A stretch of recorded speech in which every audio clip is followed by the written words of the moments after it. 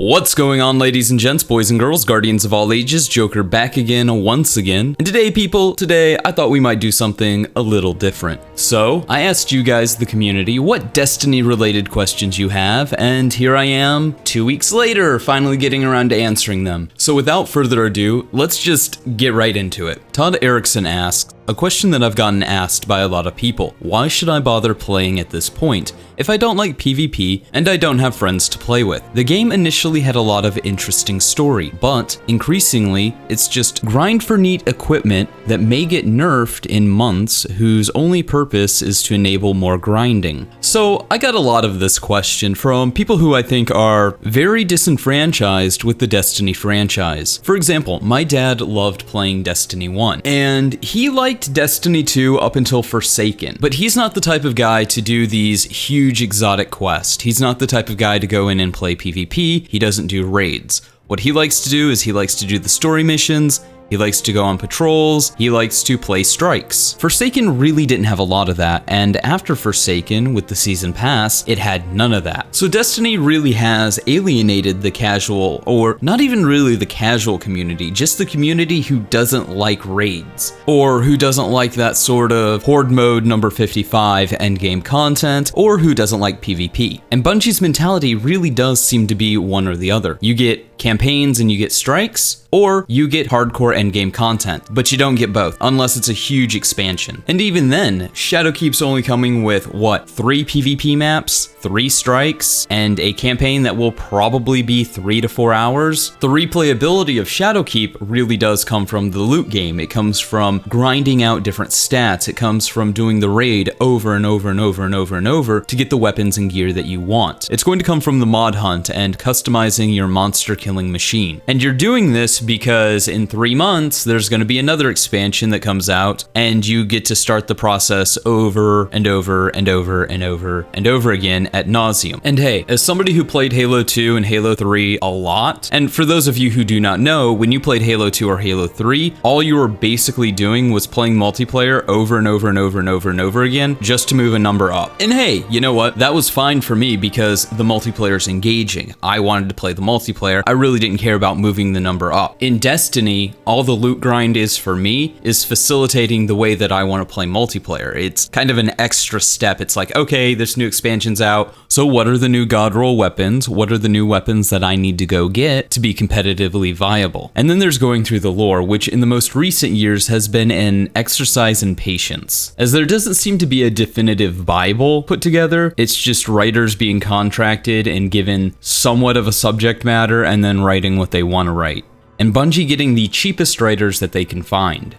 I mean, the Book of Sorrow is great in its current iteration, but imagine if, say, Bungie really broke the bank. They went in, they dug into their pockets, and they said, hey, Grant Morrison, write us something about time travel or the Hive Gods. Here's all this information that you'll need, now come up with something. That would be fucking amazing. I know that's like a pipe dream, that's like a, wouldn't it be cool if? But getting back to the level of writing in Destiny, as of late, it's been pretty bad, pretty underwhelming. That said, I'd be lying if I said there wasn't cool lore that keeps me coming back. It's just often maybe 10% of any release, if that, and it's buried. Ultimately, to answer your question, Todd, if there isn't something here for you, then maybe you should move on. I mean, I know it sounds like I bitch about the state of Destiny a lot, at least that's what some people would categorize my videos as, but ultimately, I just want the aspects of the game that I like to be how the rest of the game is built. Like, there's some really cool stuff, but the rest of the game seems to flounder when it comes to implementing it elsewhere. Wow, that could be a video in and of itself. I think we're at the 4-minute mark on that question alone. But moving forward, Wild Skittle asks, is it physically possible for hunters to stop jumping? No, it's not. In fact, I think they're like that Pokemon Spoink, where if they stop jumping, they'll die because their heart stops. They need to keep jumping, so their heart will keep pumping blood. Yeah, Pokemon has some really messed up lore. Volan asks, what the hell happened to Aldrin? He's revived now, yet we haven't heard anything about him. Is he gonna show up in Shadowkeep? You know, that's an interesting question and one I don't have the answer to, but like, think about it this way. Imagine being the mourners who every 3 weeks, they're right back at Aldrin's grave, mourning over his body. And then suddenly, Aldrin's just not there. And then you're Aldrin, and you have no memories of your past, and you're just walking around the dreaming city. You're just minding your own business. You have this little ghost saying, we need to get out of the dreaming city and get back to the last safe city on Earth so you can meet the Vanguard and start active duty as a real Guardian. But every time you walk up to a Guardian, they shoot you in the face. And this keeps happening over and over and over again as you're making your way through the dreaming city. And you're like, wow, man, these guys are a bunch of dicks. So then you eventually run into an Awoken, and they like kneel and they're like, Prince Aldrin, you have come back to us, blah, blah, blah, blah, blah, blah, blah. We must get you to the Queen. And you're like, okay, sure. Yeah, let's do that. And where we go from there, who knows? But I can't actually imagine that Aldrin made it out of the dreaming city. And to move the dreaming city story and plotline forward, Bungie would need to do a Plague Lands Old Russia sort of thing with the content of the Dreaming City, where you have the old Dreaming City, and then you have the new Dreaming City. One where the curse is broken, but we're trying to remove the hostile elements from the Dreaming City. Everyone asks, any hypothesis about the thing behind the Drifter's ship during the Gambit intros? That's where Reckoning takes place. The sort of TLDR behind it is it's basically a throne world given to the Drifter by the Nine. The Aegis asks, what is your opinion on auto rifles and what has caused them to be in that state? So the premise of the question is somewhat flawed because it assumes that you and I think auto rifles should be good in the same places. I don't have a problem with auto rifles not being good in PvP. It all comes back to a lowering of the skill gap as far as PvP is concerned. Auto rifles are intrinsically easy to use weapons. So if we take auto rifles and we make them competitively viable with things like hand cannons, well, why would I use a hand cannon over an auto rifle? A hand cannon takes more skill to use. An auto rifle, I can just point in the general direction of somebody and get a kill. And when a weapon's easy to use and it's just as effective as the harder to use weapons, well, why would anybody use a harder to use weapon? So auto rifles are weak because they're easier to use. That said, I don't believe that dichotomy should transfer over to PvE. PvE should be about solving the encounter-based puzzle, not about how to beat another player. That's why not having PvP and PvE separated is a bad idea. Because what Bungie is essentially doing is balancing a sandbox for two entirely different goals. And more often than not, PvE comes out on the short end of that stick. Because PvE content isn't as, what word do I want to use? Personal, maybe? No, that's not right. Competitive? You're not playing against other people. There's not somebody's feelings to get hurt on the other side. If they nerf grenade launchers tomorrow, well, then we'll move on to something else, because you will always be able to beat PvE content. You won't always be able to beat other players. And fair really seems to only become personal, or really only seems to matter when it is player versus player. For example, if I'm running through the menagerie using Blast Furnace and an Air Intel, no one's gonna say anything. If I do that in PvP, I'm inevitably going to get a message saying that I suck for using overpowered weapons, or that I'm using a dad loadout, or that I must not be really good at the game because I'm using crutch weapons.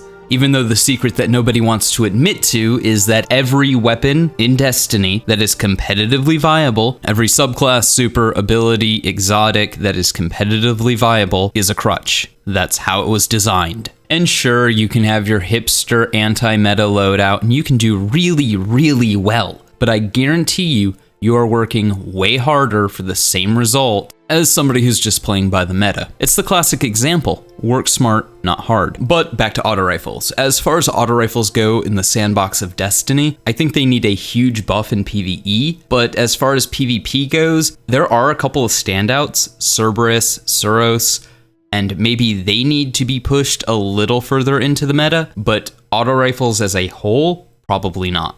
And we did this in Destiny 1. We had the Suros regime meta, we had the Vex Mythoclass meta, and we had the Doctrine of Passing meta, and they were all terrible. Peter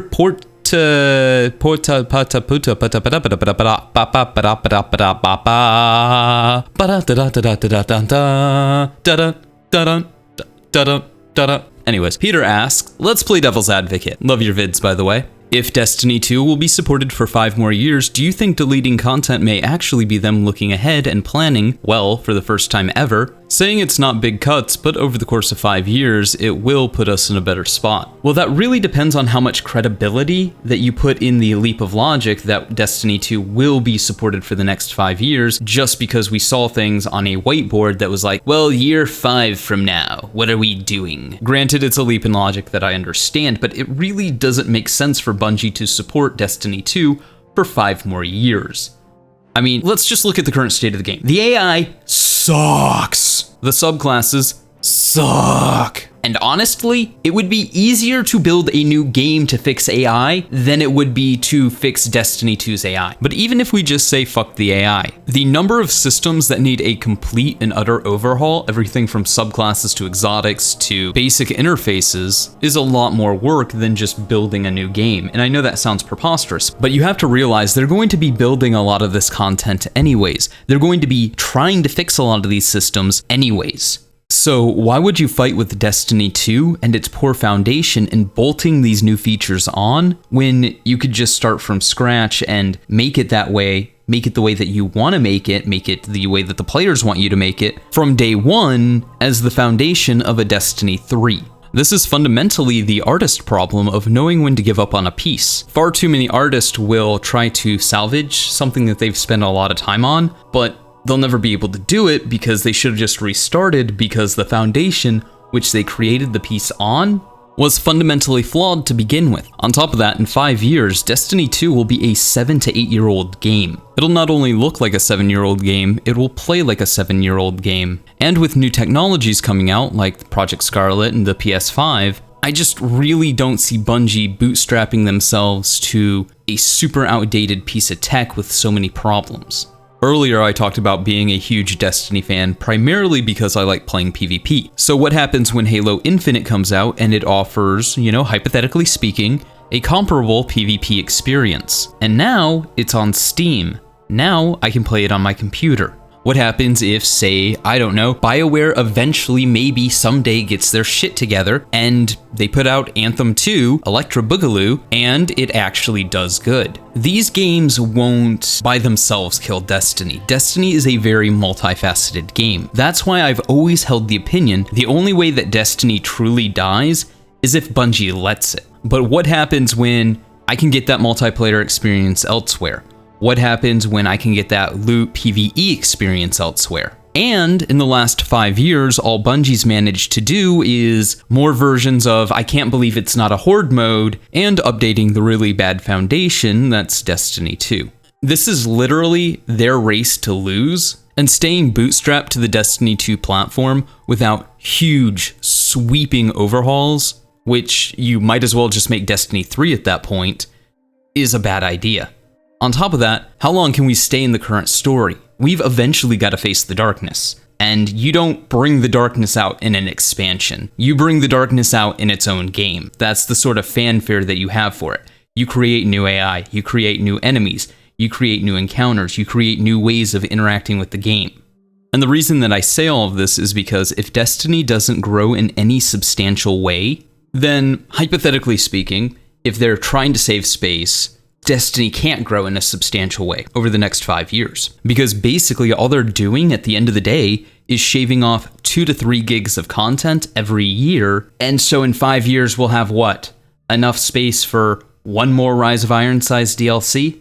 But that would basically require Destiny 2 to stay in its current iteration. Sure, they could expand on things like subclasses, but how many more locations can we get? 4 or 5, maybe, depending on their size? But for example, the current Destiny AI, do we really want to be fighting AI this stupid 5 years from now? More so when Bungie has an opportunity over the course of the next 5 years to create better AI. I just don't see them bootstrapping themselves to something as fundamentally flawed as the bones of Destiny 2.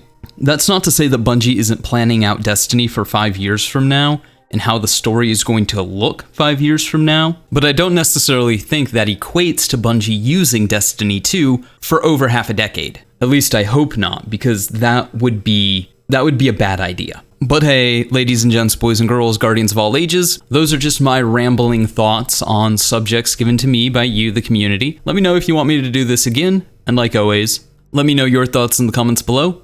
And stay frosty.